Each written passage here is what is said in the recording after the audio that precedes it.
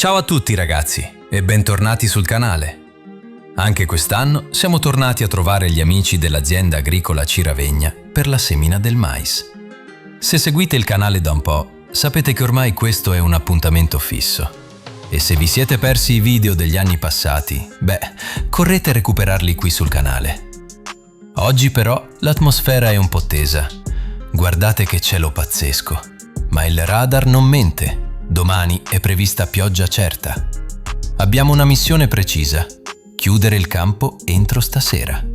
In campo abbiamo il T6 175 che sta correndo per preparare il terreno e il T50 70 pronto a seminare con la Maschio Gaspardo a 4 file. Non perdiamo altro tempo. Vediamo se riusciamo a finire prima che arrivino le prime gocce.